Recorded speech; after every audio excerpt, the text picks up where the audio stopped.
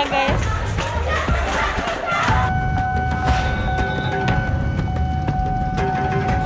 Ini social distancing. Ini bukan mudik pak, ini pulang kampung. Roxy Square Jember.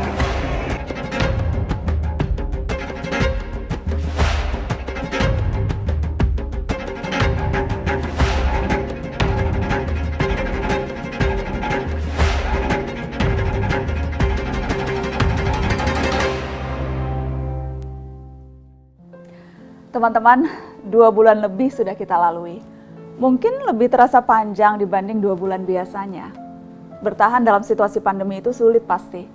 Dan ketika ada kerumunan di berbagai tempat yang kita saksikan hari-hari ini, memang bisa membuat kita patah hati. Patah hati ketika melihat video kerumunan di seremoni penutupan McD Sarinah. Juga ketika melihat antrean penumpang di Bandara Soekarno-Hatta yang berdesakan. Imbas kebijakan pemerintah membuka kembali operasi seluruh moda transportasi termasuk pesawat terbang. Atau kesal melihat hal-hal mirip lainnya yang kita temukan di berita dan media sosial. Kerumunan orang tanpa protokol kesehatan ketat di berbagai tempat umum.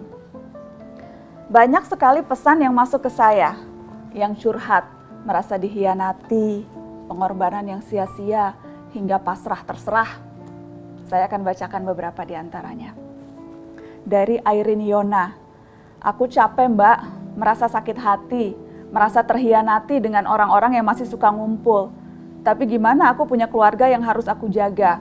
Mama harus minum obat dari apotek dulu sementara dan nahan sakit karena menghindari yang namanya rumah sakit. Tapi mereka dengan egoisnya, kerumunan tanpa adanya jaga jarak dan pakai masker. Kasihan orang-orang yang rela di PHK, nggak pulang kampung, dipotong gaji, dapat THR dicicil. Tapi untuk memutus rantai penyebaran COVID.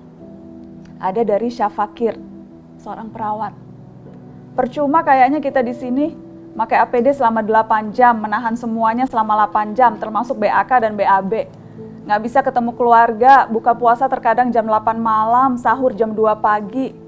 Pemerintah menganjurkan jaga jarak, pakai masker dan tidak mudik, tapi kalian malah mengabaikan anjuran tersebut. Jangan puji kami di dunia media sosial, tapi di dunia nyata kalian berkeliaran serta pulang kampung seolah-olah baik saja. Ada dari Asa Modro.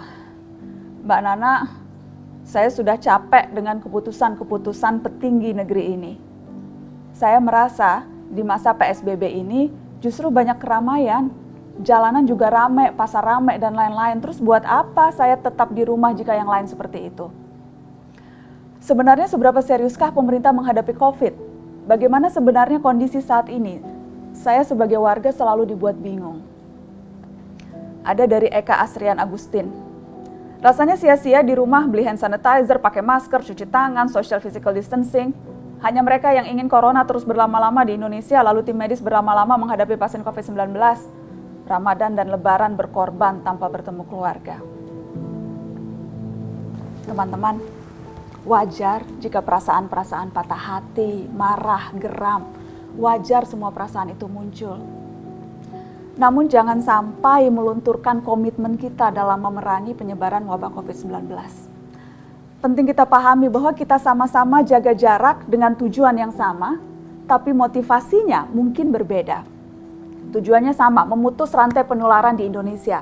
Tapi motivasinya bisa saja lain-lain. Ada yang ingin segera bisa mencari pekerjaan baru demi menghidupi kembali keluarganya. Ada yang ingin melepas rindu bertemu kekasih. Ada yang mungkin ingin segera bisa nongkrong bareng lagi dengan teman segeng. Kita perlu memahami perbedaan-perbedaan itu.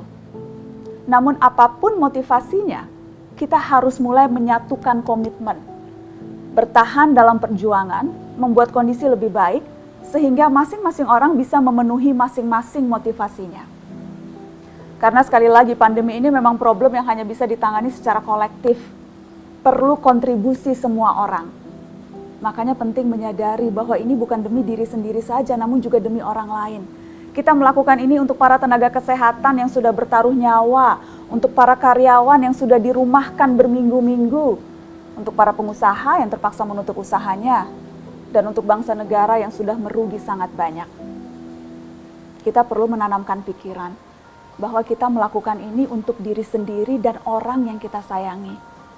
sehingga kita tidak akan merasa sia-sia sudah menjaga diri sebaik mungkin. Kita bisa mulai dengan memutus rantai penularan di rumah. Tidak ada yang sia-sia ketika kita masih bisa melihat keluarga kita atau orang-orang terdekat kita sehat dan terjaga. Setiap kali memandang mereka, kamu bisa berkata dalam hati, itu karena aku hari ini tidak melanggar apapun.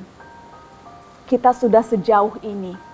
Kalah bukan pilihan, kawan-kawan.